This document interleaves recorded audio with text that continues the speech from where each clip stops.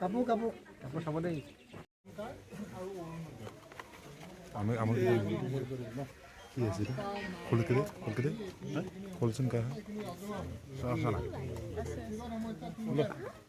আরো আছে না প্যাকেট আরো আছে না অৰুণোদয় আমি যিমানখিনি পাৰিছোঁ দি আছোঁ এইবাৰ ৬,০০০ দিলোঁ ডাঙৰ মানুহ ৬,০০০ যে দিছোঁ ৬,০০০ দিওঁতে যিমানখিনি আহিছে বহু সময় তেনেকুৱা হয় যি লিষ্ট বনাই তেওঁলোকে নিজৰ চিনাকি ঘৰুৱা বুলি নাপাব লগা মানুহক আমিতো বিধায়ক হিচাপে ৬,০০০ মানুহৰ ঘৰে ঘৰে গৈ চাব নোৱাৰোঁ এতিয়া আমি ঠিক কৰিছোঁ যে যিখিনি নাম আহিলে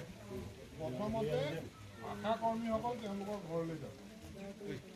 ঘৰলৈ গৈ চাবগৈ যে সঁচাকৈ পাব লাগেনে নালাগে আশা কৰ্মীয়ে লাগে বুলি ক'লে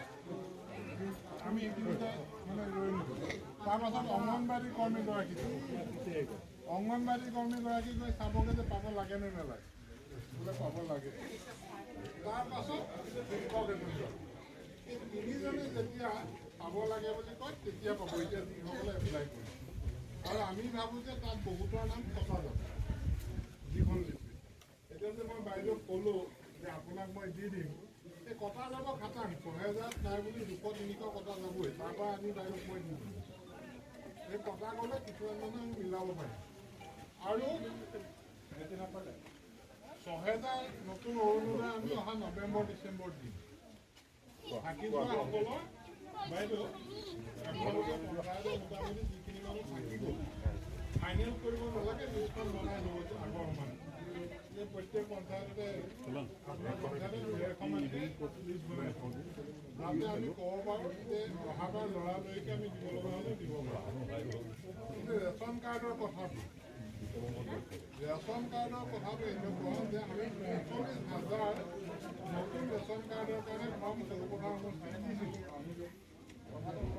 এপ্লিকেশ্যন বিচাৰিলোঁ এপ্লিকেশ্যন আহিলে ৩২,০০০ কাৰণ আমি যিমান মানুহক ৰেচন কাৰ্ড দিম বুলি কৈছিলোঁ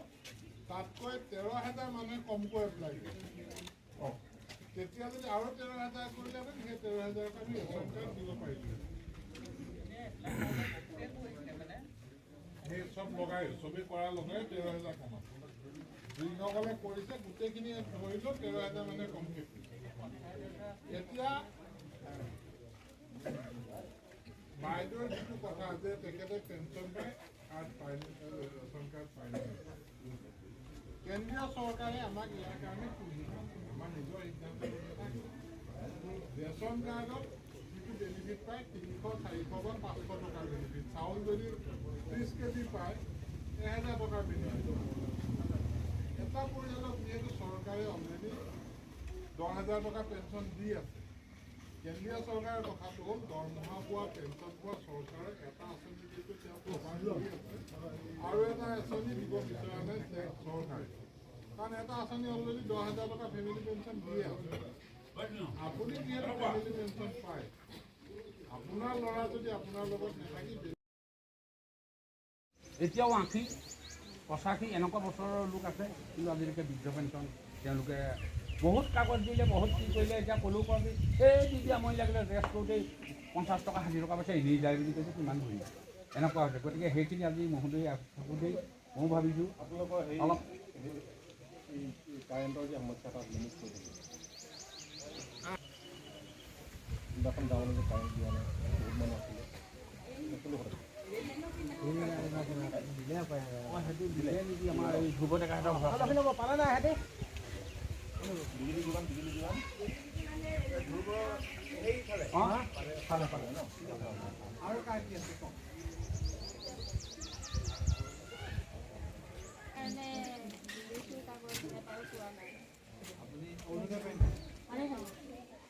আৰু মোৰ বিধৱা ছোৱালী এজনী আছে ল'ৰা এটা আছে তাইও কাগজ পত্ৰ দিলে তাৰমানে নাই পোৱা তাইৰ ল'ৰা এটাও আছে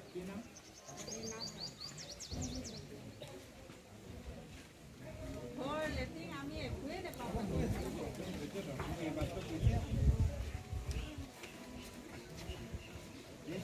আপুনি মোক কাগজ লিখি দিয়া নাই আপোনাৰ মই অনুমতি কৰিছোঁ পুৰণা অৰুণোদয় এতিয়া নতুনকৈ যিখিনি দিছোঁ তাৰ ভিতৰত আপুনি ক'ব সেইখিনি খালি ফৰ্মখন পূৰাই প্ৰমাণিত কৰিব হ'ব ভাল বুলি ধৰক খোজ খোজ খোজ নে আৰু কওক কি এইটো আপুনি অফিচতটো সুধৰাই দিব লাগিব নহ'লে তেখেতৰ ইউনাইটেড বেংক আছে PNB কৰিব লাগে কৰাই দিব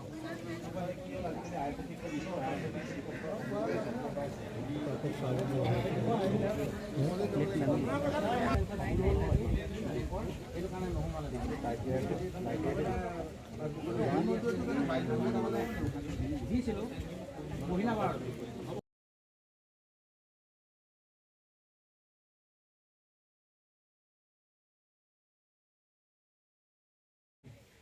কি বিচাৰে কি লাগে কি আছে ৰাইজৰ পৰা গাঁৱৰ পৰা দুজন মানুহে কওক কি পাইছে কি পোৱা নাই কি পাইছে আপোনালোকে মই MLA অলপ সন্তুষ্ট হৈছে বেয়াই পাইছে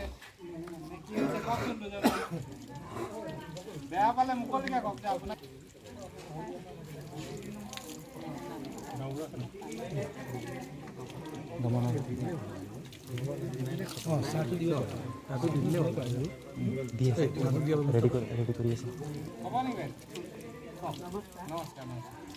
আজি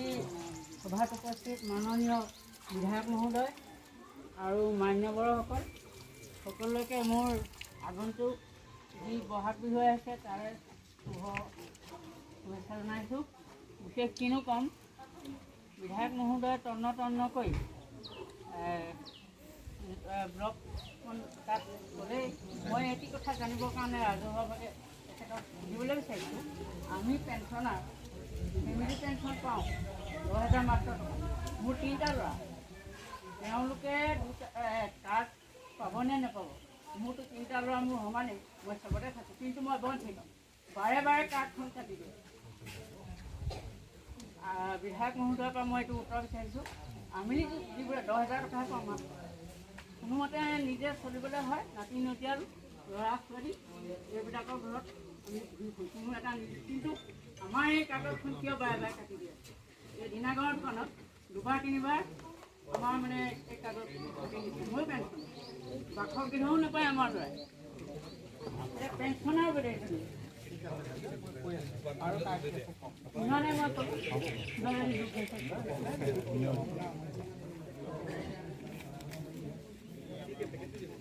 ৰাস্তাৰ নামঘৰ বাদ দি ক'ব এইকেইটা আপুনি কৈ আছে মই গম পাই থাকোঁ তাৰ বাদে আজি এই সভাৰ উপস্থিত পশ্চিম সৰুপথাৰ গাঁও পঞ্চায়তৰ সভানেত্ৰী ডাঙৰী সৰুপথাৰ সমষ্টিৰ বিধায়ক মহোদয় লগতে দলীয় কৰ্মী বিষয়ববীয়াসকল উপস্থিত আজি পাঞ্জান 7 আৰু 8 নং ৱাৰ্ডৰ সমূহ ৰাইজ অৱশ্যে আমি আগৰ চৰকাৰখনে যি কৰিলে তাতকৈ আমি 10 গুণে উপকৃত হৈছোঁ বুলি আমি নিজেই বিবেচনা কৰিছোঁ